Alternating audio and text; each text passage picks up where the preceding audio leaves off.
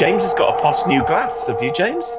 Oh, it's an odd one. You just probably haven't seen I've never seen that one before, James. Don't do that. Nice. Sorry. Gaslighting him. My mum and my sister found these in a charity shop and correctly thought I'd like them. Mm. They didn't find them in a sand dune and dig them up and bring them to you. It's highly possible. That would explain a number of events in my life. Yep. The curse that follows me. Anyway. Britain. An ancient kingdom with legends of violence, cruelty, and torment in its blood. Join your hosts, Ross, John, and James, as they bravely tread where few would dare. Witness their journey into the horrific history of British horror. They are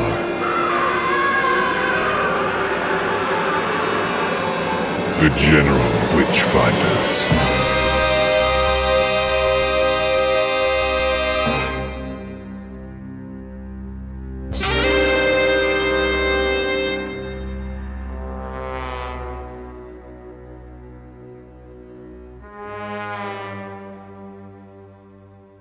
Right, okay, ladies and gentlemen, goblins and ghouls, welcome back to the Mindless Twaddle one-star review of the 43rd episode of the General Witchfinders podcast. I'm James in Bournemouth in southern England.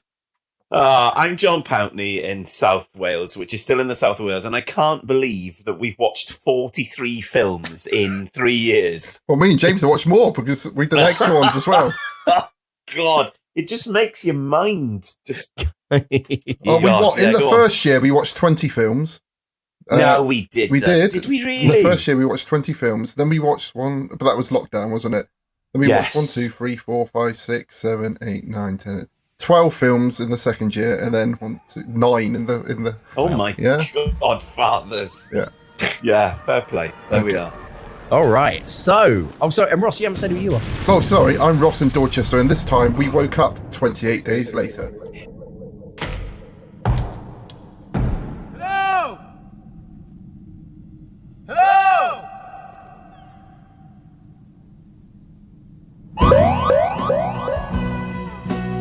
So who are you? I wake up today in hospital. I wake up and I'm hallucinating. I've got some bad news. They're infected. Infected! Father. Infected with flesh! Oh, I shouldn't have done that. It's the blood. There's something in the blood.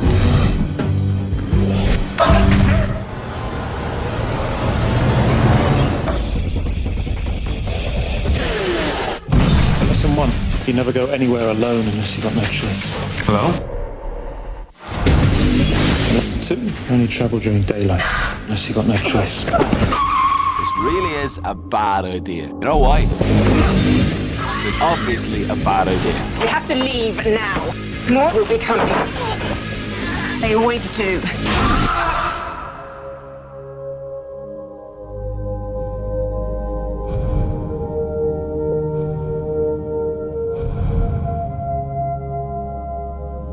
They're dead. And you're gonna be next.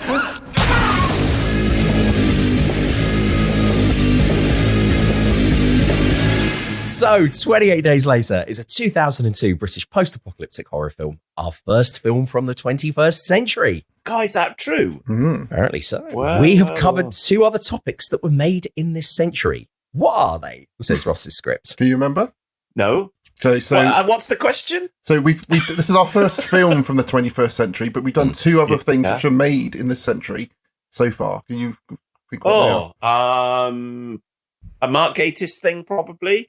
Kind of. Oh, go on then. What? So we've done the Road radio adaptation, which was yeah. And we did Never Trust a Rabbit short story. Oh book. God, yes, the book. yeah. So those are the way back in episode 4 or something, was it? 8. Episode 8. Oh, really? Yeah. So we'd already done 7 by then. Yeah, but this is the first film we've done from the 21st century. Yes. Wow. So it says that Ewan McGregor was the original choice to play the protagonist. No way. But he and director Danny Boyle had a falling out at the time over The Beach, in which McGregor had been slated to play the lead, but was then replaced by Leonardo DiCaprio. And of course, McGregor and Boyle have since reconciled because they made Trainspotting 2 together. Trainspotting 2, T2. T2. Not to be confused with Terminator 2, Judgment Day. The original. Far superior film. Absolutely far superior film. After McGregor, the role was offered to Ryan Gosling, who passed. What? Was it? Yeah. In 2002, he was about 10. All these people are much older than you think. They're all like in their 50s and 60s. Everyone's aging much better now. It's the diametric opposite to the 1950s Cillian Murphy's and 60s. 65. Well, he's older than Nigel Farage. So Ryan Gosling, who passed, having a scheduling conflict, leading to the film being offered to the relatively unknown Cillian Murphy. Peaky Blinders / Oppenheimer star Murphy unsuccessfully auditioned for the role of Batman for Batman Begins, of course. But Christopher Nolan Murphy is 47. Yes, he's our age, yeah. But Christopher Nolan liked his audition so much that he gave him a role as the Scarecrow, who appeared in all 3 Nolan Batman films. Murphy is also apparently a huge Doctor Who fan. According to IMDb. Says the Doctor Who fanboys. So. Well, I'm skeptical of this. Proper Doctor Who or the modern rubbish? It says, speaking of which, the film also features the 9th Doctor, Christopher Eccleston, with a very gingery, biscuity hue. Yes. Hasn't he? Terrible posh accent. Yes. As well as Naomi, Miss Moneypenny Harris, Megan Burns, and the great Brendan Gleeson. With a terrible accent as well. Yeah, I mean, it was passable. Yeah. He just should have been Irish because he just sounded there's no reason for him not to be Irish. Yeah, all right, mate. Yeah, come on in. Yeah, don't worry about the zombies, mate. We'll get in my taxi. But because he had that accent, I didn't recognise it was him. I was going, he's going to be in this later on. The magic of acting. Yeah. I thought it was Olivier all the way through. So apparently, Brendan Gleeson, who according to IMDb is born on the same date as Councillor Deanna Troy herself. Very uncertain. Now, Danny Boyle's. Oh, hold on a second. Oh, Danny Boyle. The pipes are calling. So, Danny Boyle was the director. He's had a strange old filmography, Danny Boyle. Bearing in mind, he's you would have to describe him as a successful filmmaker. When you actually look back, you're like, oh, God, I totally forgot he directed that. That film's had no cultural impact whatsoever, etc., etc. And bearing in mind that he directed a film that was just, resplendent with Oscars in Slumdog Millionaire, a film that you barely either see or hear about these days. No, I showed it to the kids the other day, and it was like, I forgot there was so much paedophilia and drug abuse and stuff in this film. Dog abuse? Drug abuse. Yeah. I was like, God, I thought paedophilia and dog abuse. Helen and I went to see one of his films, and it was absolutely awful. But it was remarkable just for the fact that at the time he was with Rosario Dawson. Yes. And she is totally full frontally nude in it about at least 3 times. What film is that? And you're just like, is this Trance? Remember. Is this Trance, I John, honestly from my can't remember. It must have been about 2012, 2013. And I remember thinking, because it was around the time of the Olympics, I do remember thinking, I wonder if the Queen has watched this and has been disgusted by this filth. We are not amused. Yeah. My husband and I. Yeah. We walked out of it like, what the fuck was that meant to be? It was absolute garbage. What else has he done, Jane? Right, okay, so according to Ross's script here, so the big ones are Shallow Grave, which was his first feature, then Trainspotting, which is the thing for which he's most synonymous. Defined our teenage years. The 90s. Yes, I very thought much. that was absolute shit. Well, interestingly enough, good soundtrack. His follow-up film, which people were absolutely wetting themselves over after Trainspotting, A Life Less Ordinary, because people were like, oh, Danny Boyle's going to do a film with Ewan McGregor, and it's going to be absolutely wonderful. It was dreadful. Went to see it with Simon, 1998. It was very bad. It was very bad. It's got a kind of weird matter of life and death kind of thing, hasn't it? With like people who are angels or in white clothes. And I've got to get this in before we do the review. I think, Cleves, that me and you went to see 28 Days Later with Simon. Oh, right, okay. And Hell and your other from back in the day, who remains nameless on this podcast. And I think we went to see it in Atlantic Wharf in Cardiff, down the bay. Right. Yeah. And we came out. We weren't fussed at the time, and Simon said he could have stayed in and watched Casualty. Yeah. And that was his review. Is that where we had an argument over someone being in Independence Day? And potentially, yeah, Robert Downey Jr. Yeah, and I said he wasn't in it, and you made me get money out of the cash point to pay you for the bet. A bet's a bet, Cleves. Good hustling, John. Well done, sir. Right. So it also says that he directed The Beach, of course, which is when he first worked with Alex Garland, who's the writer of this film. But then the science fiction / horror film Sunshine, which lots of people love. And it left me very cold when I watched it. I was really disappointed by it. What's his name? Brian Cox. Yeah, he was a scientific advisor on that film. Yeah. Oh, really? I always think of, whenever I think of that film, I think of Event Horizon. They're cut from the same cloth. I think it was episode 42 of Doctor Who. Well, that was ripped off from Sunshine, I think, wasn't it? Yep. So. And with Michelle Collins, TV Cindy Beale. Exactly, yeah. Another EastEnders. Yeah, but not the biggest wanker of them all. Which was another one-star reviewing TV's Wendy Richards. Is it Wendy Richard or Wendy Richards? I always depends if there's more than one of them. Really wish I would say. What year is this, madam? or it might actually be, madam, what year is this? Can you say Catty Sark in that voice? Catty Sark. Madam, what year is this? So he also directed the movie 127 Hours about the guy who got his arm stuck in the rock. No one wants to watch that, do they? Yeah, it was a good film, but you can't like anything with that guy now. Yes, and also Ross hasn't put it in the script, but also on the other side of the equation, I've got to point out that he did direct the Steve Jobs movie. Oh, I never watched which is pretty good, yeah? which is worth watching. Yeah, it's like a stage play more than anything else. And it's 3 times when Steve Jobs is about to go and give like the keynote speech at the Apple thing, and it's at different times of his life. Okay, does he film all with Dutch angles on a digital camera? I can't remember. Which you can't see what the fuck's going on. Bear in mind, we're giving him a bit of shoeing here. I enjoyed that one. However, I must also point out he directed that dreadful movie Yesterday, where everyone forgets that the Beatles have existed. Is that Danny Boyle? Yes, it's awful.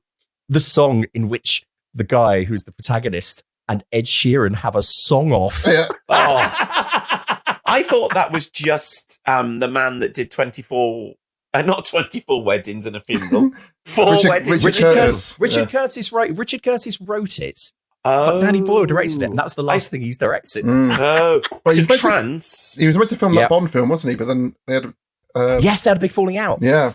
It is Trance that I saw, James, yes. 2013 psychological thriller. Again, a screenplay by Joe Ahern. Who's Joe Ahern? I know that name. But, Adam and Joe? No. Joe Ahern. No, he wrote Ultraviolet, and he was a Doctor Who director. I thought he was a Doctor Who. He directed Dalek and another. And Chris Eccleston said he would only come back and do the 50th anniversary if he let him direct it. Yes, and they fired Russell T or something. Yeah. So it cost 20 million to make, and it made 24.3 million. Yeah. So that's a flop, isn't it? I remember at the time people saying this film is ridiculous. Yes. But so once again, very small cultural capital. Sorry if you are listening to this. A millionaire. How far have we got now talking about nothing before we get to the film? Well, the film this is the best bit, isn't it? Yeah. No one listens to hear us talk about the actual film we're reviewing. Well, what were the names of the people that left those reviews? I can't remember name. No. They're not written on little dolls with pins in them. He doesn't wake up in the middle of the night shouting their names. There's lots of red bits of string attached to I will find them. Different photos of them. Yeah. Right. So, also, it's worth pointing out that, of course, Danny Boyle directed he was the artistic director for the opening ceremony of the 2012 London Olympics. Which was very good. Best things ever done. Yeah. and interesting, almost like Britain from another time. There's an amazing documentary about them doing it, all the preparations and stuff, and it just looked it's insane. It was great. How far we have fallen since that. Exactly. It's mad, isn't it? Yeah, because I was inevitably thinking about Danny Boyle and thinking about the Olympics and all of that, and I thought, do you remember at the time there was a Conservative MP who, in the midst of that ceremony, had tweeted more multicultural crap. And loads of people just absolutely tore into him, going, how dare you? This is brilliant, and this is representing Great Britain. And he was really shouted down. Yeah. And I thought, these days, he would be applauded. Look at him taking a stand against wokeness or something like that. And I was like, Jesus, that really was kind of like the last days of old Britain. Yeah, I loved it. The 2020, right, before Brexit and so on and so forth. But anyway, back to it. The other thing that he did do, big tick in the good column, is Danny Boyle also directed Frankenstein on stage for the National Theatre with 2 Sherlock Holmeses in it, Benedict Cumberbatch and Johnny Lee Miller. And Ross has put that James was indeed lucky enough to see live. Yeah, very jealous. They did that thing where they would swap who would play Frankenstein and who would play the creature. Adam Frankenstein. Fact fans, that's his actual name. Adam Frankenstein. That's the name he gives himself. Yeah. The night that I saw it, I was really pleased because the creature was Johnny Lee Miller, Cumberbatch was Frankenstein, which I think was probably the best. They're on Amazon Prime, I think, and I've sort of skipped through just watching both of them just to sort of compare their different performances. It was really interesting. Yeah. Yes. I would say that Cumberbatch, he's seen as being a stronger actor than Johnny Lee Miller. Is that true? Or I would say. Yes. Yes. Johnny, if you're listening. Again, multi-millionaire Johnny Lee Miller. I'm sure they won't lose too much sleep over this. Over our little podcast, pre-podcast. But also, Ross's script points out that Boyle was offered but passed on directing the following films. Alien Resurrection, apparently, to work on A Life Less Ordinary. Yeah. Fight Club, apparently, although he was busy with the beach, although that's the first time I've ever heard that, Ross. And apparently 8 Mile, as he was busy with 28 Days Later. With Eminem, is that 8 Mile? Yes. Yeah. What a lot of people don't know as well is that he's related to TV Susan Boyle from The X Factor. They're the same person, I believe. And he's directed a lot of her videos. And not a lot of people know that. No. Nice. Well, also, it says here that regular collaborated with Boyle. One of my, this is me, James, not Ross. One of my absolute favourites is Alex Garland, who wrote this film. And that man has got a filmography that includes Never Let Me Go, Dread, which is the Judge Dredd film, which even though it says he didn't direct it, he did direct it. It's fantastic. Really good film. Really good. The absolutely incredible Ex Machina, for which he received an Oscar nomination. Annihilation, one of my top 10 films of all time. I love it so much. He also wrote the fantastic TV series and underseen TV series Devs, which if you've got Disney Plus, it's all on Disney Plus now. You can watch that at your leisure. That's amazing.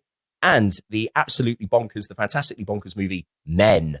And he has the and he has the now it makes sense. Intriguing looking Civil War coming out. Yeah, that looks good. I cannot wait to see. Not about the English Civil War. No, unfortunately not. No. About another American Civil War. Yeah. God, Men was out there. Well, that would be a good review for this because it's definitely a horror film, isn't it? Oh, yeah. 100%. Well, we have to go through each transformation at the end in great detail. So, Alex Garland has said that he took inspiration for 28 Days Later from George A. Romero's Living Dead film series. He mentions on the commentary the 2 bits that definitely inspired it, both not the original, but as in Dawn and Day of the Dead inspired him. And John Wyndham's 1951 novel, Day of the Triffids, the notion of sort of like the quiet apocalypse and sort of England fallen silent. And the rest and also what coming out of the hospital, isn't it? Yes, absolutely. Yeah. TV's, what's the BBC? What's the guy in the BBC one called? Carry On. Yeah. The crew filmed during early mornings and temporarily closed streets to capture recognizable and typically busy areas when they were deserted. For the scene in which Jim walks by the overturned double-decker bus, which was on Whitehall, no less. Yeah. The crew placed the bus on its side and moved it when the shot was finished, all within 20 minutes. They had asked permission to place the bus outside Downing Street, but Westminster City Council had refused. When they arrived at 4 a.m., no one was the council was around. They just went ahead and did it anyway. Yeah, amazing. And he says on the commentary, like post 9/11, he's like, there is no way they would let us do this now. Well, 7/7 as well, the whole bus thing. You know. Exactly. Yeah. These are the parts that really remind me of Rose, the first episode of Russell T Davies's Doctor Who, because it's I stood and watched them film segments on St Mary Street in Cardiff, which didn't make it into the episode, infamously. Okay. Because the director, Keith Boak, went a bit rogue, and then things were very dangerous. And there was a whole sequence with a bus, and there was a sofa flying through the air, which could have hurt extras. And watching this, it really reminded me of watching that being filmed, which obviously would have only been about 2 years after this, maybe. I think it was 2004. The other day, I was told about that aspect, and I was told about knowing someone that worked on Life Force. Yeah. Who created the mannequins for Life Force, all the different animatronics. I can't remember who I was having the conversation with. So it was someone who was telling me about Keith Boak directing Rose, who was never asked back to do any more Doctor Who. And then they were telling me, I'm sure it's the same person, the same conversation, was then telling me about the last thing that they did was to make the animatronics for Life Force, and then they changed career. And I was like, that's a hell of a way to bow out, because the animatronics are like the best thing. Amazing, in that film, yeah. So those sequences in this film are really very similar to the Dutch angles and the kind of weird golden filter. Yeah. Are very, very like the Eccleston first season of Doctor Who, which is quite strange, I think. I think it was just a very popular aesthetic at the time. Well, it looks very early noughties, doesn't it, now, this film? And it looks quite there's dated, and there's also there's the bit where he walks along and all the phones, the payphones hanging down at the start. Yeah. That's the only bit really that you kind of like, this looks massively different to now. Otherwise, it looks quite now, but in the way it's made, it looks very dated now, doesn't it? Yeah, which is quite it does. So back on Ross's scripts, and it says one of the first mainstream films to be shot entirely digitally, as we just discussed, although not the final scene. Oh, which, okay. If you actually watch it, it's not. It was a huge financial success, grossing more than $82.7 million worldwide on its modest budget of $8 million. It became one of the most profitable horror films of 2002. And also, something else that I thought about in rewatching this and all that, this came out the same year as Dog Soldiers. Oh, yeah. There was something really in the water, as in military versus supernatural threat, wasn't there? And it says that producer Andrew McDonald had access to funding from the National Lottery and pitched it to Universal Pictures, who declined to support it. Budget constraints proved to be an issue, with Christopher Eccleston having to take an emergency pay cut during filming. McDonald announced to the crew that the production had run out of money and that filming ceased without a closing sequence being shot. He says on the commentary that the bit when they crash through the gates, that kind of freeze frame, he said that was going to be the end of the film. Oh, really? Oh, no way. Yeah. For ages, he was like, we filmed it, and then we showed it to Universal. He went, no, you can't stop there. Yeah. You need to do a coda, which is so different from every other film we've done on this podcast. The end. No. Yeah. So, and then it says, after pitching several endings, the original, which featured Jim's death, and having watched it now on the aforementioned DVD, it's exactly the same, just with no Jim. Oh, okay. Oh, no way. Okay. It's a chicken instead. She's talking to a chicken on the table. There's like a chicken on the table, and she's putting together like the flags. Hello thing. Yeah. Why would you spell hello when you could do help with 3 letters? That's literally what I have said. Yeah. Right. So yes, but that original ending, which featured Jim's death, tested badly with audiences. The studios granted more funding to film the ending scene, which was eventually used and shot on film. On film, where you can see, so it looks very, very different. Well, that's the crew. organised for a real jet to fly overhead for them to film, as this was cheaper than the approximately £70,000 for a computer-generated one. That's mad, isn't Which it? I could do now on my laptop whilst we're doing this. For about 2 pence. I remember interviewing the guy who directed Rogue One. And I can't remember his name now. Gareth Edwards. Gareth Edwards. He's a lovely guy. I interviewed him for Welsh BAFTA about... Cool. Oh, my God, so long ago. When Monsters came out. Yeah, this film Monsters. Yeah. And I remember what really stuck in my mind was that all the stuff that was in Monsters, all the vehicles and stuff and planes and stuff were available online to download as like renders you could use in films and stuff. And I just thought that's mad that the difference between that, which Monsters was like 2008, and this is 2002. So that's only 5 years. It was cheaper to get a real jet plane. When you watch it now, I remember at the time thinking, that's a jet plane. When you watch it now, it's really obvious that it's not a contemporary jet plane. It looks like a 50s jet plane or something. It looks like one of the ones from like Thunderball. Yeah. Or something like that. But that is kind of realistic though. If things all went to shit, maybe they were maybe. I don't know if they'd get a jet out of like Duxford Air Museum to go looking for people. But that's an interesting kind of thing at the end that you're like, oh, that jet looks really like anachronistic now. Yeah. So should we start with the film? We've got one more last tiny bit. Here we go. I know, it's a lot. Yeah, it's a long this must be a record for the intro. It is. But it says this film was then followed by this is me putting this bit in, highly disappointing far superior. Sequel. Oh, interesting. I prefer 20 weeks later. Yeah. Oh my God, it's far better. Be really. Well, for a start, it's got Imogen Pootsin, who is like the best-looking film star of the 21st century. It's just a far better film, James. Well, I just don't like the whole point of this film for me, and the thing where like they could have run with it is the whole notion of Britain is under quarantine, and I love the notion of they would have just left us to get on with it. And so the notion that at the end, like you see him in Paris and stuff, I was like, I didn't like that ending. But a lot of the stuff I thought was the opening's good. I remember the bit with Robert Carlyle running down the hill and stuff at the start. Yeah, that's good. I had to watch that through my hat in the cinema because I was absolutely shitting it, and I just thought, that's. I think that's a better film. Interesting. Okay. And apparently, Boyle and Garland have been, and apparently Cillian Murphy now with his Oscar nominee flex and power. Are interested in doing a third part entitled 28 Years Later. Which it almost is now. Yeah, it is, right? It makes you feel incredibly old. And Ross has put, this may be released in 3 parts, depending on what rumours you read. Yeah. But I've read that it's a trilogy. I read that a couple of weeks ago I watched it, but when I knew we were watching it for the podcast, I then saw, by coincidence, they were talking about doing a trilogy now, which is...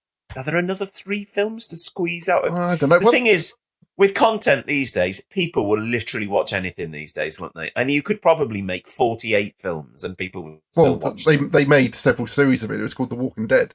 Again, oh my God. I did a little bit. I did my homework, Ross, and Walking Dead. And I was going to ask you guys about, your thoughts on this as regards, like, there was obviously something in the water going on because The Walking Dead as a comic came out in 2003. Mm-hmm. Oh, really? And so, obviously, the revival of zombiness.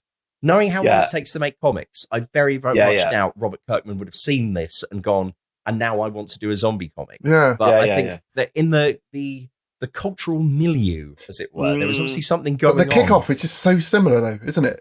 The whole accident and waking up in hospital. Yeah, it feels like that's an archetypal disaster. That is literally exactly the start of the Triffids, John Wyndham novel, and then it's exactly the same in the BBC version with John Deteen, who I've just googled, and later on Gary Olson, who went on to be the father in 2.4 Children. 4 Children, and then died very young. He did. So anyway, a big hello there to Gary Olson from Beyond the Grave. We thought you were great. I've lost my thread slightly, but keep pulling on. that bloody Walking Dead was terrible. I watched a series where they were just on a farm, like the Waltons. Oh, that's my favourite series, that one. Oh my God. And it was like, there's nothing happening. Yeah. There's no zombies. They're just on a farm. There's no fence. Like, how do they stop the zombies coming? Yeah, I don't know. That was my favourite series of it, but I think... Terrible. Yeah. It just went on and on and on and on and on. Yeah.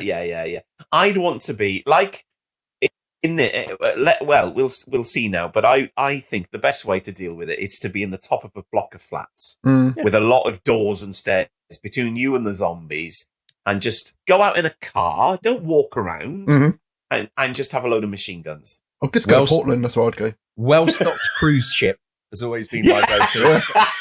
Arc it out at sea. James Randall's autobiography coming soon. Yeah, a well-stocked cruise ship. Yeah, absolutely. Would you wear a little captain's outfit, John? You know I would. Yeah. I'd want to go for the white shorts and the quite high white socks. Like Aaron Hubbard. Yes. Yeah. Doctor at Sea. LRH, yes. Yeah. Well, Right. At the Dorchester Museum, they got a brilliant hall in there, and I think that would be my post-apocalyptic sort of He's thought about this, Joe. court. I'd be like Q, where people come in on a floating chair. Yeah. Taunting Patrick Stewart. So how does the film start? Oh, it's the monkeys, right? Yes, with TV's David Schneider. Yeah. But I remember him from a TV series called Up to Something, which was on children's BBC in the late 80s, where, as I've read tonight, he appeared on with Shane Ritchie, amongst others. Wow. But I do remember a sketch from that, or another programme where a Geordie man presented it with long hair, and David Schneider played a wrestler in that, in a wrestling ring, and that was really funny. And that was probably about 1989. And then he popped up in this film. And I do remember laughing to myself at the time, thinking, that's TV's David Schneider, who at that point was most famous for being Tony Hall, or whatever his name is, from I'm Alan Partridge, wasn't he, at that point? Yeah. And of course, his sterling work on the day-to-day. Cheese at him. Yeah. Yes. When Alan Partridge waves his cheese at him. Absolutely. And says something like, give me a show, you shit. Yeah, smell my cheese. Smell my cheese. Monkey tennis. All of that. So, yeah, we're in a not very convincing lab somewhere with monkeys. Cambridge, they told us. Yeah. Very dark lab that doesn't look very scientific at all, with lots of monkeys. Being forced to watch the news. Yeah, a monkey being forced to watch the news, which looks like something from like a really shit Roger Waters video or something that would be projected before Roger Waters' The Wall. Not Pink Floyd's The Wall, just Roger Waters' The Wall. And it's not very convincing. And then some people, some well-meaning idiots break animal in rights activists to let the monkeys out. And then, of course, a woman gets bitten on the face by a monkey while David Schneider screams unconvincingly about them being infected or contagious or something. Beck was saying, if they really were infected with that, there'd be guns and stuff around. So just in case if any of them did get out, you'd just shoot it. But you wouldn't just be pressing on an intercom, would you? No. I put that it was a bad day for Arnold Shifter and the PG Chips. Ray said, Fred.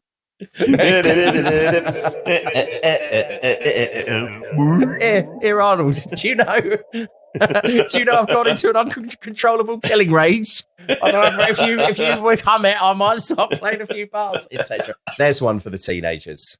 Yes. Right. What they needed was Bernard Cribbins to do a voiceover for all of those monkeys at that point. Yeah. We was getting nowhere, and so we had a cup of tea. Okay, I will be editing that scene with that music over the top of it. Lovely. Yeah, boy. It's basically Day of the Triffids then, isn't it? Where he wakes up with his winky out. Yeah, yes. Sorry for him. I put well done, Cillian Murphy. Because he's very naked. Yeah. He's not just naked for it's a quick flash. He's naked for a very long time. My question for that scene is, would he be naked? Wouldn't you be in some kind of gown? I don't know. Do they I think that's what they're doing, but they was operating on his head, weren't they? Yeah, but it's obviously post-op at that point. They haven't run off and left him there in the middle of an operation because his head's been sewn up. So why is he naked? I just think that's careless on the part of the nursing staff. Yeah. I think it's just because it's such a very striking and unexpected image. Yeah. It is a very striking image. Maybe it's the same nurses from American Werewolf from London who we know check out people's genitalia when they're under. I potentially don't know that because I think I probably skipped most of that film. And to be fair, I skipped quite a lot of this film. Oh, dear. We then get the very, very famous opening, and as just discussed, as Cillian Murphy makes his way out of the abandoned hospital. And my notes are, hospital rating, John? After last time, saying about hospital? Do you think this is an all right hospital? It looks very modern. It does. It does. But yeah, I was intrigued to see a Costa coffee. Mm-hmm. Yes. Yes. I didn't know Costa coffee's dated back so far, actually. Yeah. But probably with things like that, they were in London first and then they went to other places. I can remember being really going to. There's a really great restaurant in London called Subway. Like whenever I go to London, I always get it. I love an Italian BMT 6-inch with a honey mustard dressing and gherkins. Oh, I have the Emperor wrap. I bet you do. Please listen, Subway. We are available for sponsorship. We are available. We will sell out very easily.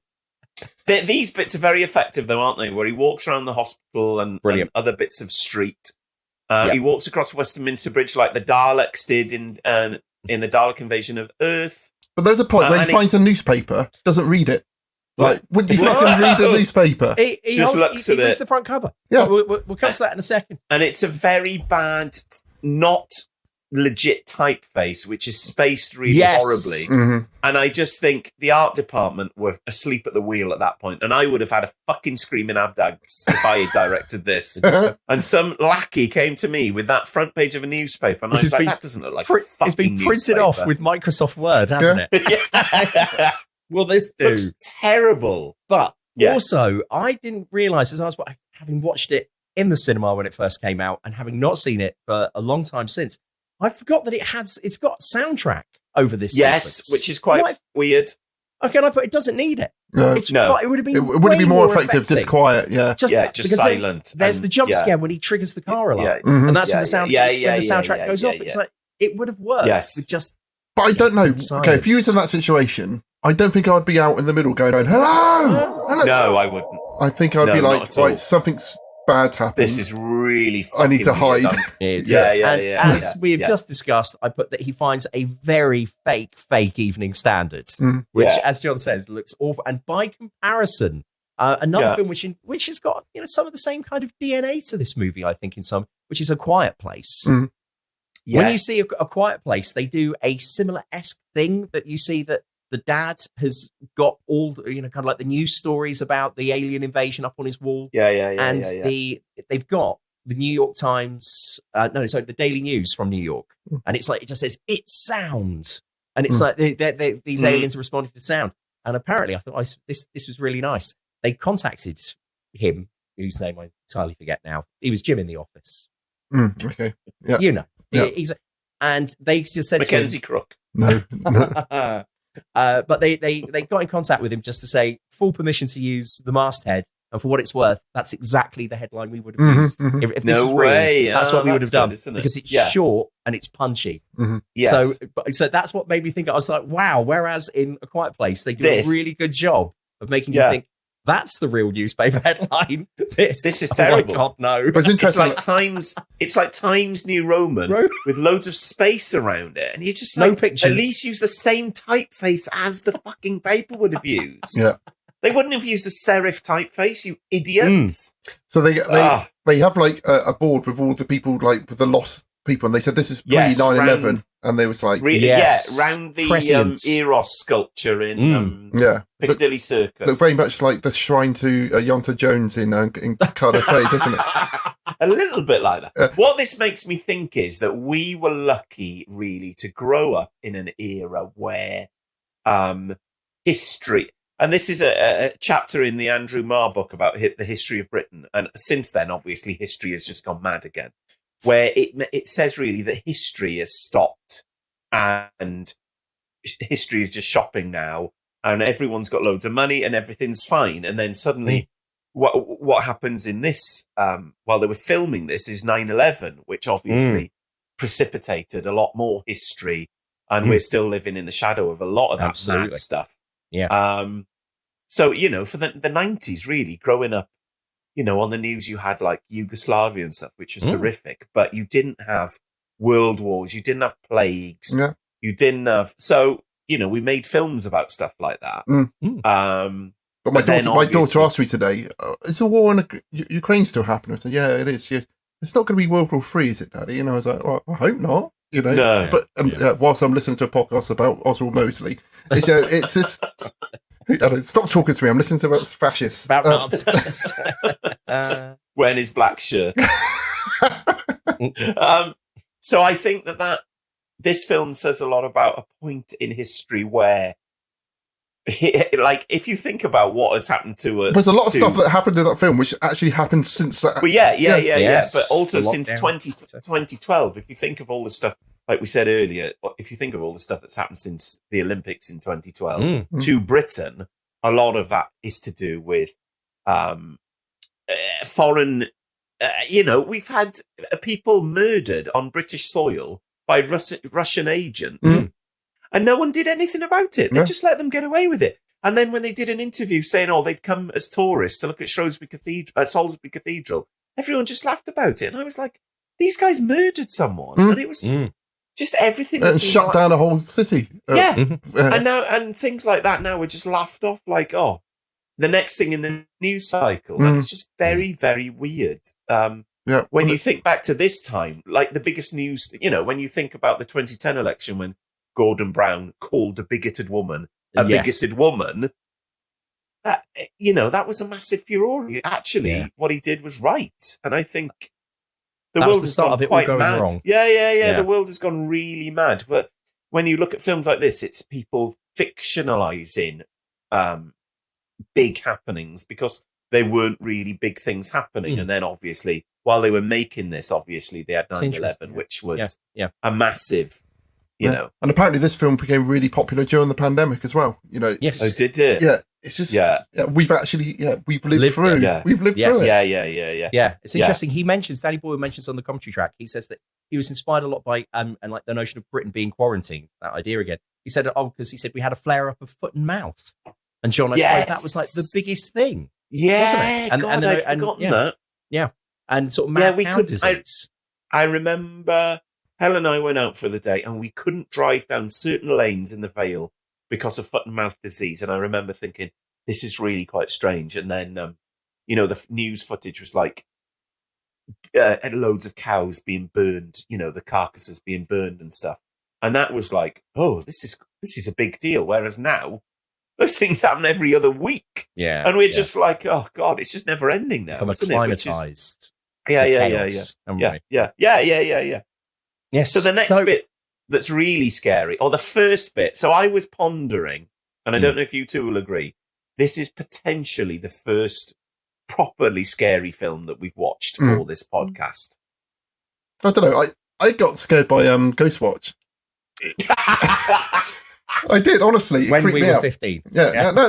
When I watched it on my own. Well, it's creeping you out. Yeah, but this is a proper modern horror film. Because this really... It didn't this time, but I remember watching the scene in the church at the time, and that really put the willies up me. So what happens is he goes into a church, you've got the iconography of the crucifix there, but then what annoyed me slightly now is that you've got something on the wall that says something like... The end is really fucking nigh. Yeah, I was about to mention this. I thought that's like... No one would fucking write that. Right, I've put hipster graffiti job. That's my... and like you, I just thought, who would spend the time to put that? The end is extremely fucking nigh, guys. I think no one is going to take the time to do that, are they? Exactly. Because, that watching it again, like first time I watched it when I was like 22, like fine. Now, as a more older and cynical guy, I was yes, no one would bother doing that. But I thought like the vision of seeing all the dead bodies, everyone went to the church and died. That's just very evocative. Or dumps bodies off at the church. You can't bury them. Yeah. This is supposed to be the best place for them. So that really put the willies up me. I think he said he saw that actually from footage from the Ebola virus, and they recreated that for this. And it's also very similar to the end of Life Force as well, with all the bodies outside the... And fun fact... The cultural keystone that is Life Force. The infected priest, who he then runs into, I dressed up as him for the last time I think I did fancy dress. There you go, guys. Back in it would have been 2006. Right. It was when I was teacher training. And all the people on my teacher training course did a fancy dress party for Halloween. And I was like, I need something like cheapish to do. And you can get one of those long priest outfits pretty cheaply. Apply zombie makeup, look all kind of sweaty, bang, Bob's your uncle. I was very pleased with that, but I think that was the last time I ever did fancy dress. I've dressed up as an ugly sister since then. And I dressed up as Amy Winehouse for a school performance as well. That's a zombie version of her, obviously. But not it is now. But that was, I think, the last time I did a fancy dress party. Anyway, yes. So Jim is attacked by the zombie priest and the hordes, and the big selling point for this film is the fact that zombies ran. Mm. At the time, like thinking back to it, the whole deal was, they don't shuffle towards you anymore. They're not really meant to be zombies in this film, are they? And I think they're just people who are infected. But I still had to get out of my mind that don't get near dead bodies, don't get near dead bodies. And they say, that it's not the dead you've got to worry about, it's the infected. Very good point. But also, all these films, always, there's not enough people throwing up for the stench of dead bodies, because you'd be like, especially when they go into a room and then they go, oh, there's a dead body in here. You're like, you would smell that for fucking miles. Well, they do. When they go and see Jim's parents, they do. Oh, yeah. God. That was the most effective part of it for me. Yes. And we'll get there. I we'll get there when in our yard, when I lived on Elm Street in Cardiff, there was a piece of salmon under a piece of stone that had gone rotten in the yard. And the smell from a tiny piece of salmon went on for weeks, and we couldn't find it, and we were putting bleach everywhere. So if there's dead bodies everywhere, it would absolutely just hum. Yeah, London. So the church scene is very effective, and then he meets up with a guy that I think used to be in Emmerdale, and Miss Moneypenny, and they are introduced to him, and they're just like annoying knobs, aren't they? They don't show him any kind of like compassion, kindness, or compassion. He's just woken up like after a month or something, and his whole world's changed. And they're just like, get in the shop and eat some Maltesers. And a couple of quick things. I think number one, it's interesting that they introduce those guys, and you think that one of them, this is going to be your triumvirate, as it were. They do a very good job of making you think that Naomi Harris and the other guy are going to be the other two main characters. Yes. So when he's killed off, that's quite surprising. That's very like effective. Psycho, like Janet Leigh in Psycho. Yeah, it works. What happened to him after that, Cleves? Because I'm sure he was in Emmerdale for a bit. Do we know what his name was? Let me have a look. All right. And so what? Yes, he was in Emmerdale. He was Luke McAllister. Yeah. In Emmerdale. Who's also the older Peter in the Chronicles of Narnia, Lion, Witch and the Wardrobe. Oh. He was in Holby for 39 episodes. Oh, no way. Right. Okay. Yeah. So I didn't watch that. So he's done more things, but some stuff I haven't seen. Yeah. Yeah.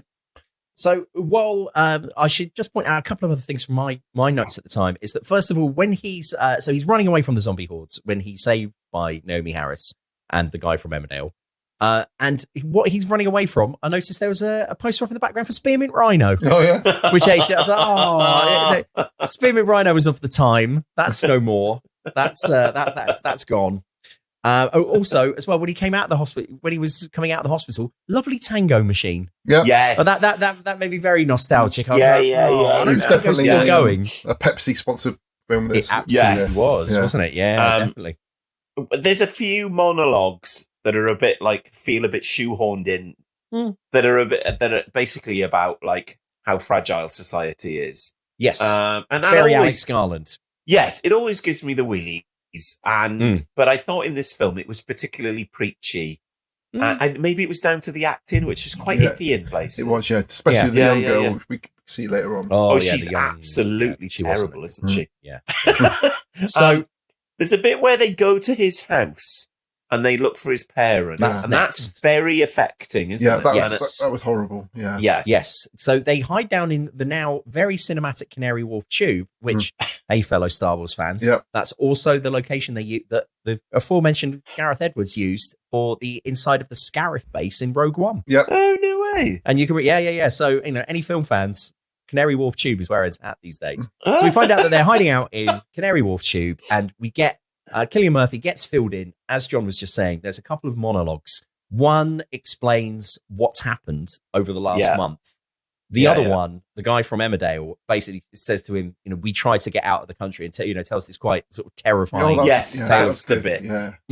As to how he lost his family and the whole. I didn't know who the infected were and who was just fighting to survive. Yeah, when he's talking about he realised the ground was soft and he realised he was walking on people. I thought that was very effective.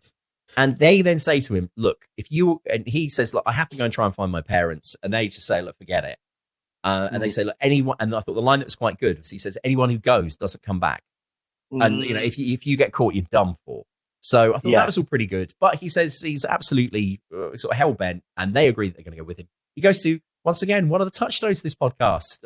Last seen on the Quatermass, the one when he comes back from space. Yeah, Quatermass experiment. Deptford. That Jim's parents live in Deptford. Way, South London for the win. So we turn up, and as John says, when he turns up, we find out that it's a very affecting scene. We find out that Jim's parents have committed suicide. They say to him, look, at least they went out calmly, nicely. Yes. They've not been torn apart or anything like this. Jim is, and they kind of leave him a note saying, "You were asleep. Please don't wake up." Please don't wake up. The world's gone to shit. And you see a bit of where the money's spent there, don't you? Because there's two quite good dead corpse models. Absolutely, they're not actors looking dead. They're kind of. I don't know what you call them, mannequins or life figures. Dummies. So that's where, because I did think £8 million for this film. Like, where did they spend the money? Until you get to the bit with Christopher Eccleston in it, doesn't look very expensive. Does it? Not at all. Yeah, I think money just goes really quickly when you're making a film. Well, it does, but it's one man wandering round. It's not like 300 extras or 100 wildebeest, majestically across the plain, is it? No. So that's very effective, and that's a very good scene, and that's a well-written scene. I think with any film like this, you can expect to see a few scenes like that where they kind of write themselves, and they're very effective because everyone can identify with that sentiment. Unfortunately, I think this film runs out of those bits quite quickly. Well, we'll get to it, but as soon as they get to the soldiers, it changes what the film is. It's just a load of shit. Yeah, but I've had a dream before. I've had a dream before where something bad's happened. I don't know what it is, but I'm away from the family, and it's one of those things. It's like, do I stay where I am so that they know where I am and they come to me, or do I go to them? And it's that whole kind of like, you can't. Yeah, that's also, if will I try and get to my parents, or do I say, "Oh, you stay"? Yes. I think it was something like the communications all went down. Everyone's phone stopped working. What do I do at that point? Yeah. My dreams like that are either floods. I look out of a window and I see an oncoming flood, which is horrific and just horrible, or mushroom clouds, because I'm an 80s child. Yeah. I had a mushroom cloud dream literally about 2 nights ago. Yeah. And it's like, fuck, it's 2024. Threads and T2 has done that too. My God. Yeah, horrendous. So there's a bit where they're asleep then in that house. And I've written, I wouldn't go to sleep ever. I want to sleep in this house which stinks of my putrefying parents. Yeah. And then he's wandering around and we see like a projection or something. But is it memories? It is. I felt that was totally unnecessary. Yeah. That bit. 100%. Yeah, but you don't need to say, okay, you need to know what it's like to have a parent so you can know. It's like, so you can feel that his loss. No, you get it, Yes. Yeah. Yes, of course. And at that point, you're just thinking, because they're saying there's no power, there's no nothing. But then it looks like he's like knocked on the VCR or something, or like the Super 8 projector. And it's like, that doesn't really work very well. And And I watched it a couple of times thinking, have I missed something? Or But he does have a light out there, doesn't he? I think is that what attracts the neighbours? Well, weirdly enough, later on we find out, and they say on the commentary, it's sound. All right. Again, okay. it's supposed to be that apparently they hear sounds, and it's sounds that they respond to. Okay. Quite Ross. Right. Quite right, Ross. That it does seem to be light in this case. Because as I said, he's sort of snapped out of his reverie by the two of the neighbours. One comes through the back window, which is fine, and the other one comes down through like the skylight. And it's like, what? Why did they climb up on the window? Weird. It's ridiculous. Yeah. Yeah. They just both run in. One of them wouldn't think, I'm going to climb up there and jump through a skylight. At the exact same time. But we did a big jump, like from his own garden, and like go through that. But then, so that's quite a good jump they? scare, isn't it? Yeah, and then the guy from Emmerdale has a wound in his arm. Yes. And he's like, oh my God, don't do it. And then Miss Moneypenny hacks him to death. With a massive machete. Yeah, and you're like, oh, this is quite a good kind of... But if you can get infected by the smallest drop of blood going in your eye... Here we go. Yes. Yeah. You wouldn't have a hacking weapon, would you? No. As we see later in the film, you can get infected by one drop of blood going in your eye. So at this point, they're covered in blood, aren't they? Yeah. Correct. Yeah. Yes. Absolutely. All in their mouths. And there's quite a few sequences where there's just blood all over them. Exactly, John. There's two things at play here. Number one is that it's quite clear that they never really thought out the rules for how infection was going to work at all. Yes. And to that end, it's then all over the show for the rest of the film. As you said, one drop does for poor old Brendan Gleeson. Yes. But then, as John says, all the way through the rest of the film, there's points when there's blood splatter everywhere. Well, the soldiers are blowing up people. Exactly. Bits of body are just falling all over them. And they're all laughing. Yeah. It's like, guys, you've been covered in well, now we've gone through the pandemic, we'd all have our face masks on, wouldn't we? We'd all have our gloves on. She says at that point, have you been bitten? Which is more zombie kind of lore, isn't it? But I do think that this bit is silly. If you've seen the film already, which we all obviously have, because you're just like, for fuck's sake, later on, like, it's nonsensical. So anyway, we lose one of our leads. Yes. In the kind of psycho fashion of Janet Leigh is gone in the first reel. So that's a bit of a surprise. And then, and the next shot then really reminded me of With Nell and I. Because it's kind of like a London skyline, which is like Trellick Tower or something. And I was like, oh, it's like, it's a bit like the bit where they drive in the Mark II Jag to the cottage. And Scrubbers! Yeah. And at this point, I just think, accident, black spot, accident. These aren't accidents. They're throwing themselves into the road. Willingly. Throw yourself into the road, darling. So at this point, I've said, why don't they just travel in a car? Mm-hmm. They're walking through all these different bits of London. Railway lines and stuff. Why would you walk somewhere when you know all these fucking loonies are around that are just going to run out at any point? And those lines might still be electrified, so don't walk on the railway lines. Yeah. And then, do they see? Is this the bit then when they see the light in the tower? Yeah, see the lights in the tower. Yeah. So I have read something, and I can't remember what it is, but that is lifted from something else. Where it might be a book I read in school, where all old people die. Oh, Empty World. Was it Empty World by John Christopher? I can't remember. And two kids go to a tower like that, and they find out it's a recording, and the person that was either flashing the light or doing the recording is already dead. And that's it. And that's there's always a trope like that in these films, isn't there? Where you finally get to the place, when you get there, the person is already dead. And that's very much like Survivors, Terry Nation survivors are all, So they get to this tower, and then Brendan Gleeson's there with his awful accent and his terrible daughter. Wait. A couple of things before we just get to that. So they're in the tower, and they are pursued by the zombies, even though they're not zombies, or the infected, whatever you want to say. And the lift is broken as usual. Of course. Brendan Gleeson does a really good job. He has thought this all through. Yes. He's wearing full riot gear, a riot shield to stop. Which you never see again. Such as that. No. But I did point that, like, as they're running up the stairs, I'm sorry, Danny Boyle, it's dreadfully shot. Oh, yeah. You can't see what the whole film is dreadfully shot. It's and it's just how shoot stuff. When I watched Slumdog Millionaire, it's just handheld. It's all handheld. It's all like It's all Dutch shot from angles. Dutch angles from the floor, looking up. Yeah. When people move, the camera moves with them, and it's just I know it's trying to get this. It's trying to get a bit of dynamism. Yeah, kinetic energy going on there. But there's points in it when you go, I don't even know what you're showing me at this point. No.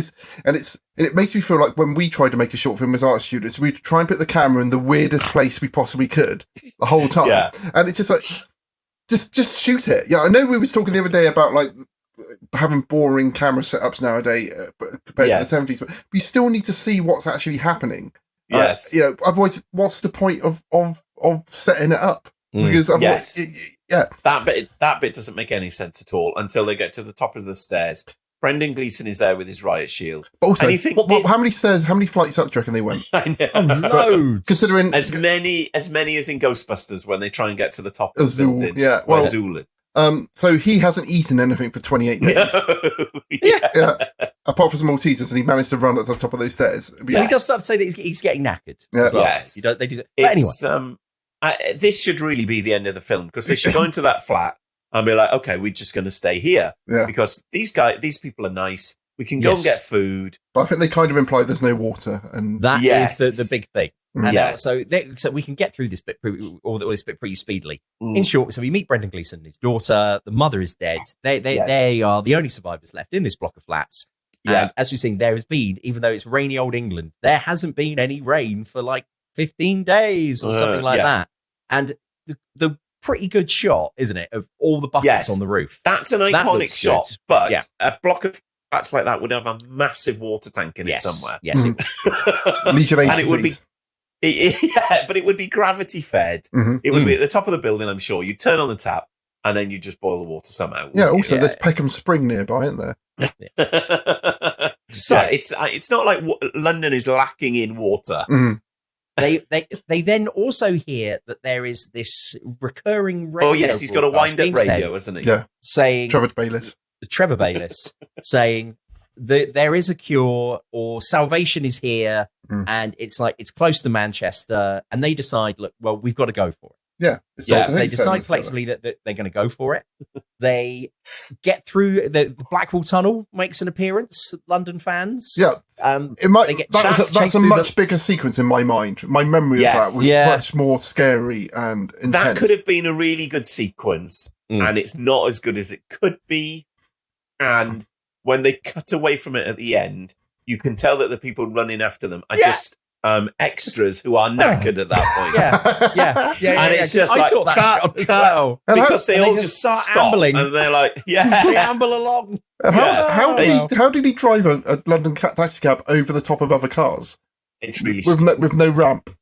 Yeah, you just wouldn't do it. Twice in this movie, a London cab has supernatural powers. Yes, but so they get through that. They then get the first salute to the Romero zombie movies because they go and stock up in a supermarket, and that's Dawn of the Dead. What's the music? Where all the lights are on. Yeah, who's that? Granddaddy. Yes. Yeah. But I have written in that point, why are all the lights on in the supermarket? It's fully lit. And supermarkets without lights on are probably really dark places because they've only got windows at one end usually, haven't they? That reminds me of a computer game where I had to go into a supermarket in the dark. I can't remember which one it was. And it wasn't the Jimmy Savile supermarket computer game. What are you talking about? Have you had a stroke? Someone asked him to fix it to help him design a computer game, and they made a Jimmy Savile computer game for the Spectrum where it was Jimmy Savile doing a trolley dash. Yeah. Wow. And it's got a picture of him on the front, like pushing the trolley. This feels like this is a fever dream, Ross. Okay. I don't think this really happened. That would be in the show notes, dear listener. I've put at this point, why did they pick a knackered old taxi? Why didn't He's a taxi driver. Right. But you could have just picked a nice, solid car, not something that sounded like it was going to break down at any minute. There's infection dialogue. So basically they get to they do a couple of things, don't they, where their character building. They go to the supermarket, then they park up by some ruins somewhere and they have a bit of character building. And then they basically end up at the roadblock, which is meant to be on the M6 somewhere. And they get out and they have a wander around, and then Brendan Gleeson is annoyed because there's no one there, and then he kicks a door or something, and then, as is aforementioned, he gets a drip of blood in his eye, and he goes loopy, and he's got the rage, and he's like, get away from me! And then some soldiers shoot him. And then soldiers pop up and shoot him. And you're like, oh, okay. And this is where the film loses its... At this moment, you guys may be interested to hear that on the DVD, they said that this isn't, from that point on, from Brendan Gleeson getting infected onwards, that is not the original script. Oh, okay. Oh, interesting. And I will very happily now provide you with the précis of what happens. Please do, James. Thank you. There's no soldiers in it whatsoever. Oh, that's a second draft, later edition. Mm-hmm. Yeah. Brendan Gleeson gets infected. Jim can't kill him and refuses to kill him. They manage to subdue him and put a bag over his head, and he's sort of riding around. They say, look, they must have been protecting whatever the secret was, whatever the cure was. It must be here, and they're at the animal lab from the opening sequence. Mm-hmm. Oh, right. They go in there and they have a look around. Oh, chaos, all the rest of it. David Schneider's there, and they decide that they're going to hole up there. Later on that evening, they hear some movement about, and they go down into the basement, only to find that there is a scientist still alive behind a locked door. And this guy says, like, don't even tell me your names. Everyone. And they're like, where are the soldiers? And he's like, they're all dead.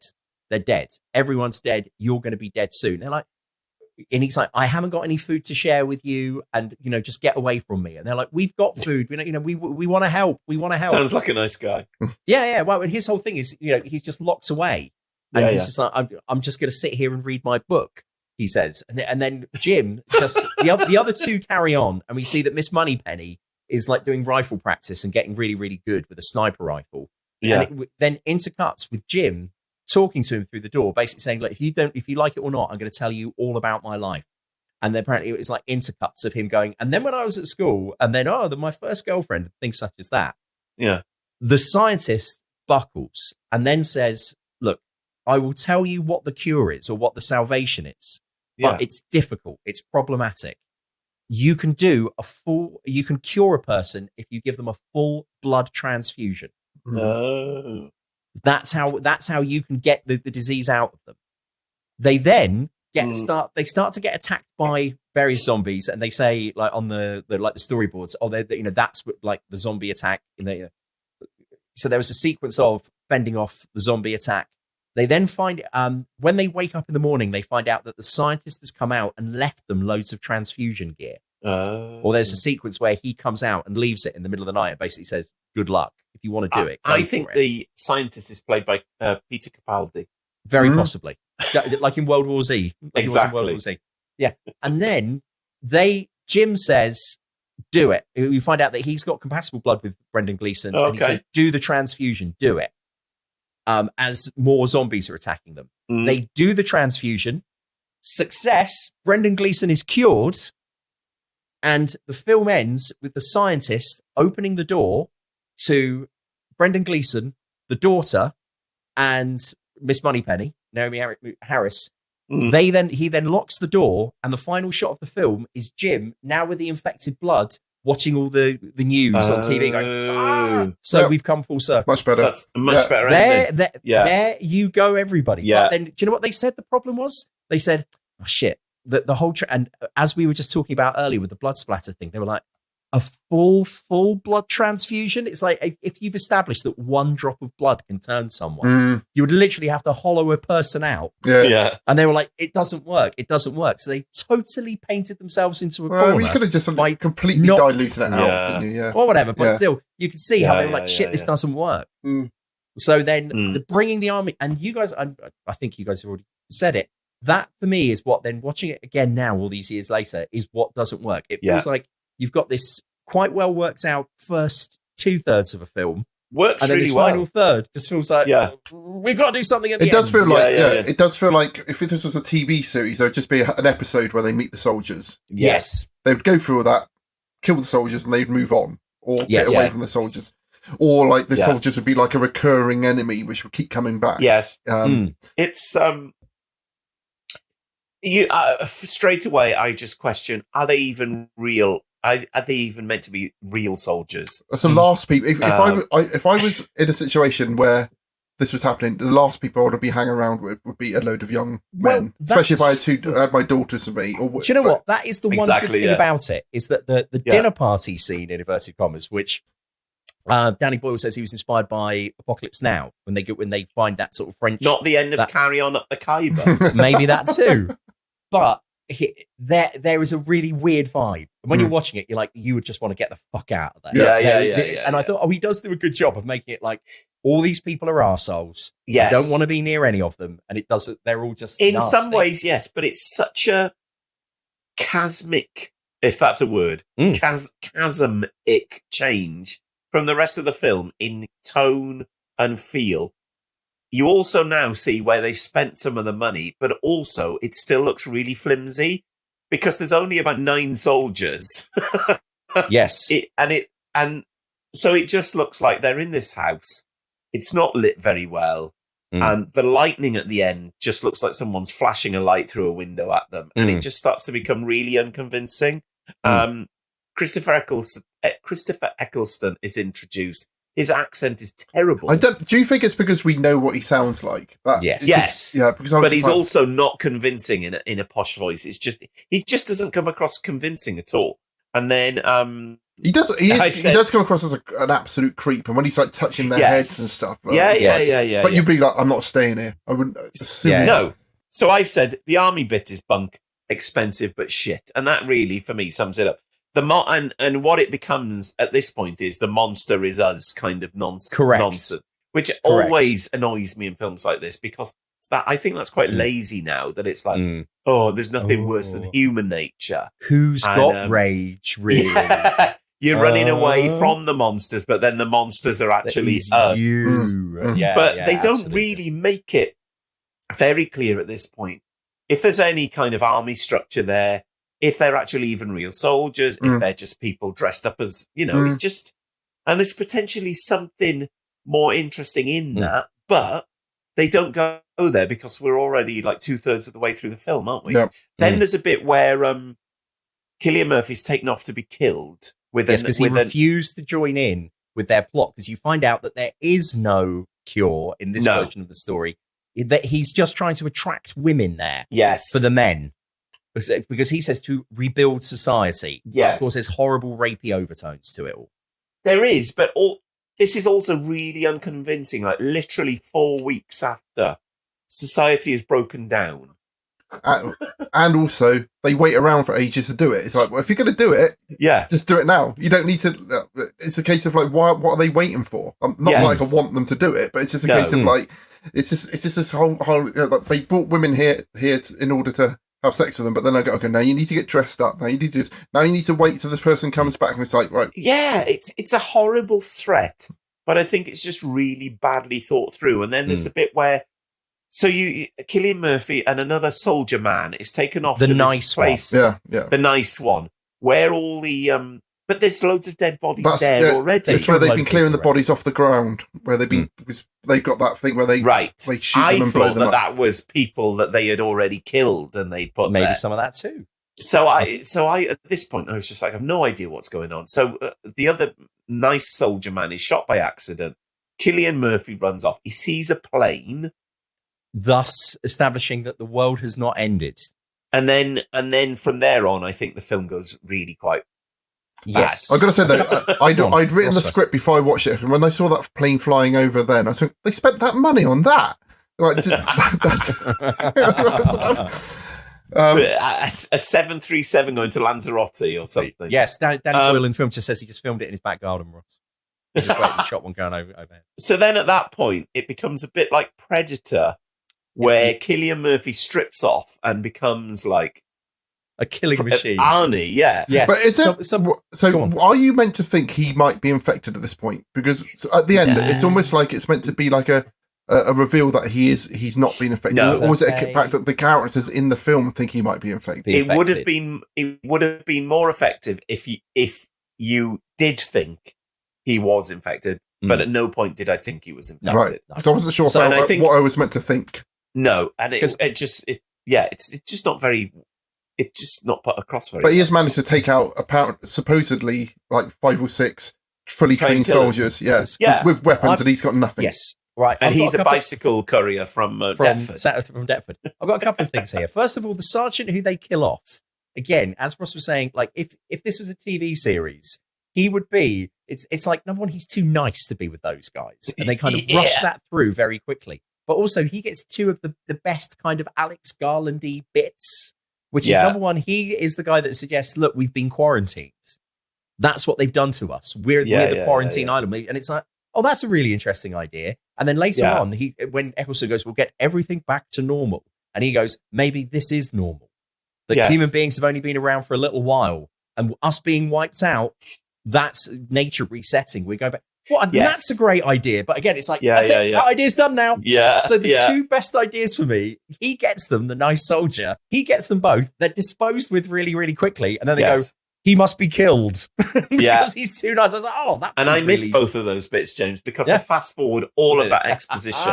Because the dialogue in this film, there's something about it that means it comes across as really quite stilted and quite dry and boring. Yeah, it feels like people acting. Well, and I think that's what Simon might have meant by when we came out of the cinema back in 2002. He could have stayed in and watched Casualty. There are aspects of this where you do think of the acting is on a bit soapy and a bit stilted. The daughter of Brendan Gleeson particularly is hopeless. Yeah. A lot of the soldiers are hopeless. Their Cockney accents are just like Dick Van Dyke kind of identikit. Like, why are all soldiers from London? Or Cockney kind of, what the fuck are you going to do now, mate? And it's like, oh, for fuck's sake, it's terrible. Yeah. And yes, and then, John, as you said, what doesn't really chime is, number one, they're going for the whole, Cillian Murphy, is he infected? And, look, is he as bad as those people? But also, as you said, he is someone who's a bike carrier. And yes, you can say, look, when people are under duress and he really wants to save Naomi Harris and the girl. But what he does is just bonkers. He's never fired a weapon before in his life. No. And he storms back in, grabs a rifle and fires like really precise bullets to let the one zombie off the chain. Off the chain. That's the worst plan. Yes. Naomi Harris and the girl are still in the house. They'll be fine. Get them all infected. They'll be fine. It's just not a plan at all. And then, as the zombie is like running through and taking out the other soldiers, it keeps cutting to Cillian Murphy, like looking in, going like, he's really pleased. He's like, yes. And that's none a really of it makes odd choice. Any sense at all. And I think that was very, very strange. And then the really horrible soldier, he obviously gets his comeuppance last before this requisite, and he has his eyes put in. Oh yeah, that was good. Nasty. Which is, and again, the whole is like, has he gone ragey? Or was it just humanity's anger? For me, that scene is totally at odds to the entire rest of the film. Because it's so needlessly gruesome and horrible. Because then he gets up, she realizes that he's fine, and then they have a big snog. And it's like, again, kissing all the blood all over his face. They're covered in blood. And it's like, would you kiss someone who's just gouged someone's eyes out? Yeah, they might be a twat, but you've just watched someone be killed by having their thumbs put through their eyes. Do you find that erotic? I was just like, this is fucking mental. And bearing in mind, that's the whole build-up. We haven't mentioned it so far, but earlier, Naomi Harris had gone, I'm a survivor, and that's how I kept going. And if I see someone who I think they've turned, I won't hesitate for a second to kill them. And the whole point is she does hesitate for a second, thus proving that, maybe she loves Cillian Murphy and all the rest of it. But watching it again, like at the time in the cinema, when I was a younger, the Bronte to zombie interface. Watching it as a more callow youth, I remember but now watching it, I was like, it's really contrived. It's horrible. And how they kill Chris Ferguson is also like the girl managed. The girl reverses the taxi into a bit where just so happens the zombie is standing there, smashes the window, pulls him out through the back, but you don't see him killed just in case you want to bring him back for. Is that true? A later film and stuff like that. No, I don't think they thought about it. But I found it a bit like, I think she could have just. I don't know what, but still, having established again earlier that she could drive the taxi. That was like the Chekhov's gun there, wasn't it? And then, as previously mentioned, they then break out from the military base. The original cut of the film ended shot there. He gets shot, but then we get this nice, kind of echo of the start, where he then wakes up 28 days later, and they're up in Scotland, and we get the quite famous now. I said we were talking about it at the start. Shot on film. They flag down the plane, thus suggesting that yes, society has survived, and, and that the soldier was right. We have just been quarantined as an island, and rescue is coming. Yeah. Well, I think the implication is that they just wait for all the mad people to starve to death, isn't it? Yes. Well, you see that on the road, don't you? Yeah. But there are inherent problems with that. But it's also quite nice stylistically that you do notice the jump to film, which kind of makes a stylistic difference between the point where everyone's infected to the point where people aren't infected anymore. But then, as we've said, you see the word hell written on the floor. Oh, which later on turns to hello. But as Cleaver and I have written, and maybe James as well, wouldn't you just write help or SOS or SOS? Would be the or just like a big X. A big X, yeah. You wouldn't necessarily write out, hell as a thing. Works well in the film. I think that would have worked really well as a kind of prologue where you just see hell and that scene kind of, and then you have a flashback. I think that would have worked a lot better than David Schneider. What a weird film. One of the things you said, John, is that it's not as scary as you remember. And I was the same. I can remember thinking, like, this is a scary film. Well, I remember the tunnel being scary. And because there's no jumps. Because the little kid, we didn't talk about it. The little kid jumping out. The kid scene. That's good. That was good. That scared the shit. Because it's silent. Good. It was silent when he came up. Yes. That was good. I mean, there are scary points in it. And I do think it's probably the scariest film that we've watched for the podcast, because a lot of the stuff was made in 1972 and is like a lovely cuddle from old friends. Yeah. Even something like Deathline, which in itself is a really macabre and grotesque film, because it's nostalgic. It's kind of nostalgic divorced. Spade through someone's head. Yeah, spade, broom. Yeah. Whereas this film, there is something unremittingly grim about it, and I when it finished, I felt really depressed and just like because it is like, even though it's finished on a kind of high note, you just think, fuck. That is a miserable film. It's interesting, John, because on the commentary, Danny Boyle says, people said the ending, because, Jim was supposed to die originally. Did Hollywood, once Hollywood picked it up, did Hollywood lean on you? Did the studios lean on you to give it a happier ending? And he just said no. And he says, to be perfectly honest, when I watched it cut and all put together, I thought this is a really dark and draining film. And people need something upbeat at the end. Yeah. So, and I think you saying, but I don't think even that ending is very upbeat, because it's just like you don't see normality return, do you? You just see like, and also I think that we've gone through, like we said, a lot of stuff which this film sort of skirts around, and it actually makes it comes a little bit closer to home, maybe. Well, you don't run. We haven't been running away from screaming abdabs, but Helen and I went for a walk yesterday, and we went up on the hill behind the house, and I recalled in lockdown when I was up there on my own, and I looked across and I could see 4 people who'd obviously come out of their house to meet in the depths of lockdown. And it was 4 people stood really far apart, all with masks on. And I did remember that point of lockdown and the start of COVID, when everyone was like, no one knew what the fuck was happening. And I was like disinfecting shopping from Co-op. Yeah. Like washing packs of bacon in fucking bleach and stuff, because we were like, no one knew how it was transmitted at that point. I can remember like going into town and like outside the bank, there were chairs 4 meters apart down the road. So in order to go in the bank, you'd have to sit on this chair, and then you'd have to disinfect it after you sat on it. Yeah. And it just felt like... I was thinking... Similar thing in B&Q. Yeah. And I just remember how weird it was that we all had to queue to go into supermarkets, and they'd only let so many of you in there at a time. Yeah. I remember the day we was allowed to go to B&Q, I drove to the one in Poole just because I wanted to go for a drive. Yeah. And there were some people on motorbikes just going like 150 miles an hour just down the dual carriageway, just boom, boom, boom, boom, boom, so there was no cars there, and then police cars like coming down and just chasing them off. But it was just me, no way, just me motorbikes and a police car. Yeah, it was. Way. Yeah.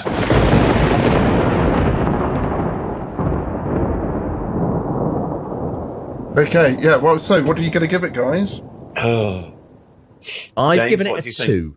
I gave it a 2 because even though I realised, what's the last one we watched called? Oh, it was the night something or other, wasn't it? Only the night. Only the night. Yeah. Thank you. I gave that 3 because of its curio factor, and I do just feel that people will be really, really familiar with 28 Days Later, and I do feel that number one, I said it's not very well shot. And the whole shooting it on video thing has aged it massively, and and I do feel like things like Walking Dead. This feels really light compared to that because, it's like almost like a sketch of an idea, exactly, isn't it? Yeah. It's kind of, and I think that's very much it. And so, but what I did enjoy, because I'm a massive Alex Garland super fan, it's nice to see kind of like the early stages. So even though John thinks it's a bit kind of clunky and exposition-y and actory, I like seeing, you can see like Alex Garland starting to stretch his legs with some of the philosophical ideas.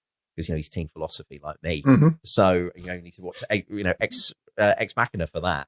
But yeah, so there were bits that I enjoyed. I'm like, oh, that's an interesting idea, and that still works, so on and so forth. The iconic opening and things like that. Well, I say opening, not the David Schneider bit. The bit around London, that's still worth watching. But still, I was a bit like meh about it. I was like, I can take it or leave it. So for me, it's a 2. Brilliant. I gave it 2 as well. I just can't stand Danny Boyle's weird. No framing of shots and like frenetic cutting to stuff which I don't know what's happening, and it was on such a low grade digital camera. You're like, this is just grey brown shit, basically. I think the opening sequences set you up for something which then it ultimately isn't delivered. I think that other things have done it better. So there's a Spanish film called Wreck. Love it. Which is really scary, and that is found footage, and that's zombies, and that's set in a apartment building. Wreck 2 is good as well. That's Barcelona, isn't it? Yeah, I think I've seen Wreck 2 as well. So that's very good. This fits in with a British kind of pantheon, which is the Triffids and stuff like that. But I think the first half is good. But then I think the film that James described earlier would have been a lot better than this film, because the bit with the soldiers just derails it, and you're just like, it goes nowhere. Then it's a very strange film. I think the decision you could reshoot this now on iPhones and make it found footage and stuff, and it would be a lot more interesting and dynamic. I don't know why they shot it on video, because it's not part of the narrative, is it? It's just like, maybe it's just cheap. Yes, just cheap. Well, yeah, I think it was cheap, but it obviously wasn't cheap because it cost £8 million, which is like, when you look at the setup of the bit with the army, with the big house and all the fences and stuff, you can see where they spent the money, but you just think that doesn't add anything to the storyline. If you've got good performers and a solid story, all you need, it doesn't matter. It wouldn't matter if it was shot on that shit quality then, because you'd be engrossed. But you're not really engrossed at any point, are you? After they leave London, it just becomes like quite by numbers. I can remember being great at the cinema. I really loved it at the cinema. I think on a big screen it would probably. But I think watching it on a tiny little... And also, I think zombie films were old hat back then. Whereas this, like we said, this rekindled like the whole zombie genre, and we just see so much of it. Yeah. If you want to watch a zombie film, watch One Cut of the Dead. It's really, really good. A Korean film. I won't be watching that. You got to watch it, no, because first 10 minutes, you think this is absolute shit. Why has anyone recommended this? But then the shitness of it is part of the film, and it's really, we were going to watch something called Train to Busan. Yes, and then because I saw things saying it was on Netflix, and then it wasn't on Netflix, so we haven't watched that. But I think it's difficult because for the start of it, it's like a 2, but for the last third, it's like a -14. Give it a 1 then. I think the last third is some of the worst dross that we've watched for this podcast. Because There were Are you saying parts this of is it. worse than than Hellraiser, John? Yes. Wow. I think the bits where they're in the dresses and Yeah. there's someone I can basically see, because I've worked on a TV production, and I think anyone that's worked on a TV production, you can just see the guy outside who's flashing the fucking light to make it look like lightning. And it just looks so shit. It looks like it looks like an A-level video for like your mate's band. Yeah. So yeah, the first 2/3 is a 2. The last third is -14. So, what should I give it then? As an overall? -12. Ugh. Fucking hell. -12. Is that your lowest scoring thing? That's right. Yeah, you gave that less than the Rats. You gave the Rats a -10. Yeah. Oh, dear. 100%. I probably enjoyed the Rats more than this by the end of it, because... You get American Werewolf -8. Oh, and you gave Legend of the Seven Golden Vampires -9. That's got Peter Cushing in it, though. Yeah, there we go. Okay. So yeah, this is -12. To be honest, I think something like Shaun of the Dead does everything this film does, but much better. Yeah, and that's a comedy. Yeah, because it sets up the scenes which are tragic and sad in this comedic way, and you just, I mean, that also goes a bit. I think the scene at the end in the pub is a bit shit, but I think that film is probably more enjoyable than this film. I'd like to watch 28 weeks later now, because I can only remember the Robert Carlyle running across the field bit. I can't remember anything else about it. All I remember with Shaun of the Dead is they make a joke about the Second Coming, Stone Roses, which is the far superior second album. And I just thought, wow, any film that makes a joke about the Stone Roses Second Coming, I know where they're coming from. Because that is a superb album. Superb album. Let's leave it there, shall we?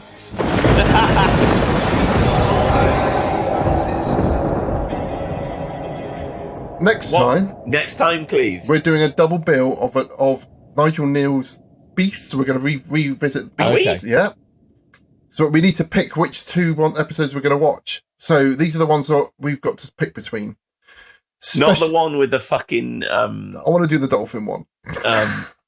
Flipper. No, we're not having Flipper. So, okay, we're going to pick between Special Offer, misfit teenage checkout operator, has an unrelated crush on a supermarket manager. Yeah. At the same shop, cuddly cartoon mascot seems to have come alive and caused a havoc. That's got Pauline Quirk in it. It's terrible. During Barty's party, a suburban couple are held under siege by a pack of frighteningly intelligent rats. That's quite sinister. We've got to watch that. You never see the rats, though. Buddy Boy, when a nightclub owner buys a derelict dolphinarium, he and a young woman seem to be haunted by the ghost of Buddy Boy, the star attraction. I want to watch that one. What Big Eyes? An RSPCA officer is horrified when he discovers a pet shop owner has been conducting experiments on a wolf, searching for proof of lycanthropy. Yeah. I can't even remember. The dummy, a washed-up actor, has a nervous breakdown, believes he's really the movie monster that he's been hired to play. Do you know what? I've watched all of those, and I can't remember half of them. Give me the options again. So it's Special Offer. It's Pauline Quirk and the Poltergeist. Really? No, not that one. Not that one. During Barty's party, the rats one. Yeah, Buddy Boy, the dolphin one. What Big Eyes? RSPCA officer. Who's in the RSPCA one? I'm not sure. Jesus. One of them's got Clive Swift in. We'll definitely... Okay, we'll go for the rats one, and we'll go for whatever Clive Swift's. Okay, I think Clive Swift is the dummy one, the washed-up actor, or the RSPCA. Friend of the show, Clive Swift. Okay. Okay, nice until next time. Happy day, everyone. Thanks for listening, as always. Love, light, and peace. You have been listening to The General Witchfinders.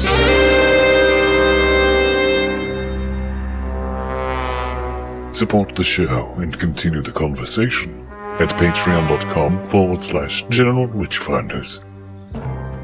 Subscribe and spread the word at generalwitchfinders.com. Farewell, and don't have nightmares.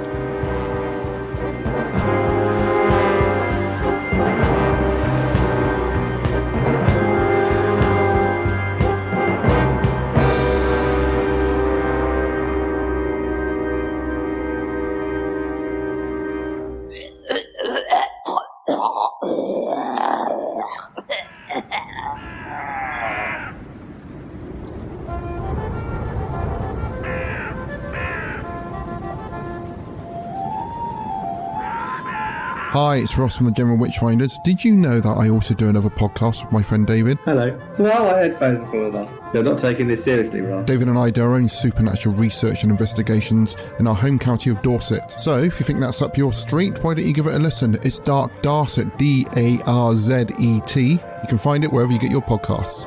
It's not now.